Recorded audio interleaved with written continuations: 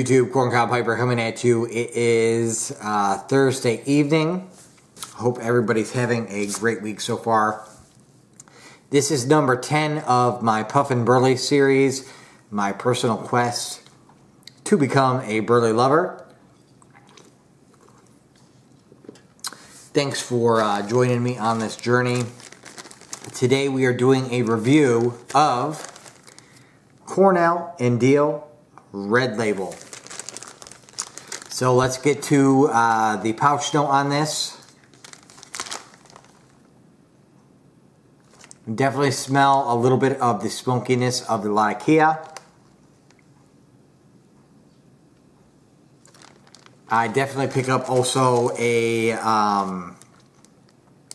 raisin scent as well as a tanginess like you would get from ketchup or barbecue, but it doesn't smell like either. It's just that I guess that vinegar smell. So this is a blend that was done by Jeremy Reeves. He actually did 3 of these, and it's the red, white, and blue series. We're reviewing the red today, but he basically wanted to pick up where Bob Ranowski left off and make some new blends, basically with the essence of Old Joe Krantz, which is the Virginia, the Perique, and the Burley. So on this one, it's actually made up of Black Cavendish, Burley, Latakia, Perique, and Virginia. So a lot going on in this blend as compared to the original Old Joe Krantz. And this is a what Cornell & Diehl calls a ribbon cut, but what I would call definitely a coarse cut. I'll give you a quick look at it here.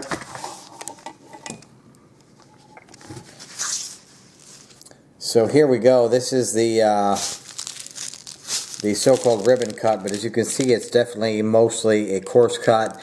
You can see the dark Burley, the white Burley, the bright Virginia. I'm not really seeing a whole lot of red. Yeah, I guess there's a little bit of red in here as well.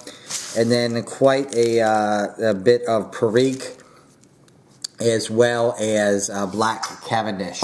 And the Black Cavendish that they use in this blend is unflavored. There's no topping added to it whatsoever. So let's go ahead and get lit up and we'll get to the review of this tobacco.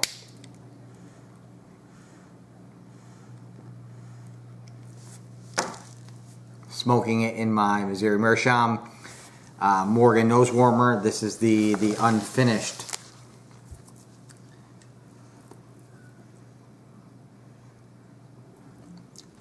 So as with most Cornell & Diehl blends, this comes on the drier side. I guess I'll start referring to that as Cornell & Diehl Dry.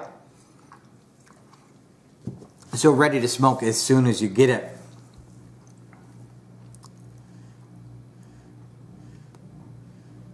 This will burn down to a fine white ash. Requires very, very few lights, relights, if any.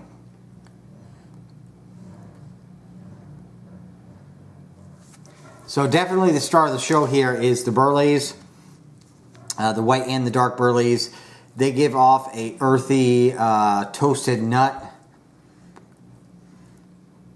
I guess toasted walnut flavor. There's also, you pick up on this, some molasses and bitter chocolate. But that doesn't really come into play until, at least a quarter of the bowl is gone. So the Latakia in here, you can definitely smell it on the bag note. However, the Latakia in this is definitely used as a condiment.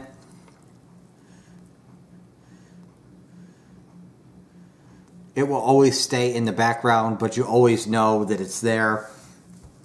The Perique, which, like the original Old Joe Krantz, there's quite a bit of this in there. I pick up plum and pepper, black pepper. And if you retrohale this,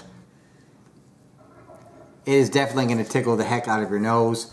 I don't really like to retrohale Perique tobacco blends,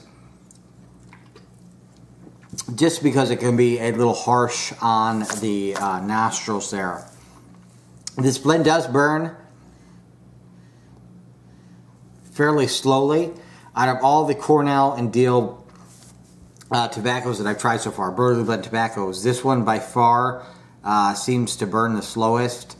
I get probably like a 30-minute smoke out of this Morgan nose warmer.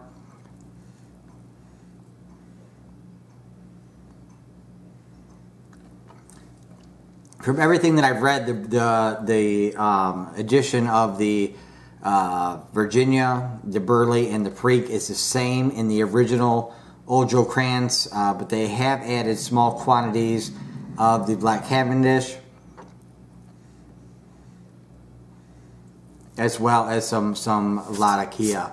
Now the Cavendish in this definitely adds a smoothness and extra sweetness to this compared to the original Old Joe Krantz. And then I do pick up a little bit of hay, citrus, and sweetness from the Virginia. And like I said, the Black Cavendish definitely adds to that sweetness. This is, in my opinion, much sweeter than the original Old Joe Krantz. But all in all, not a bad blend.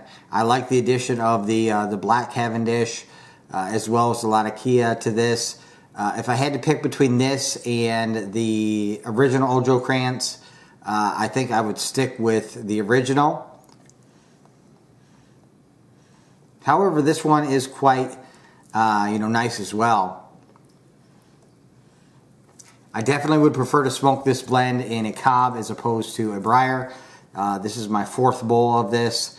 You can see I'm smoking a cob, and as I find with most cobs, on the sweeter Virginia blends, with the addition of the Black Cavendish, I find that cobs have a tendency to burn Virginias much sweeter than a briar. So I definitely would prefer a cob on this one. Normally I could go either way with a briar or a cob, but with this one specifically, it tastes a lot better to me in a cob than it does a briar. Also, the original Old Joe Krantz has a big output of smoke. I find this one does not. There's not as much there. But, overall, it's got a nice, nutty Burley flavor with some pepperiness. Also, a lot of Latakia that stays in the background. As well as, the Cavendish and the Virginia that sweeten it up. So, overall, pretty decent smoke. I definitely enjoy smoking this one. And for my 5-star rating of Old Joe Krantz Red Label, I'm going to give this one 3 out of 5 stars. Definitely one that I will be revisiting in the future.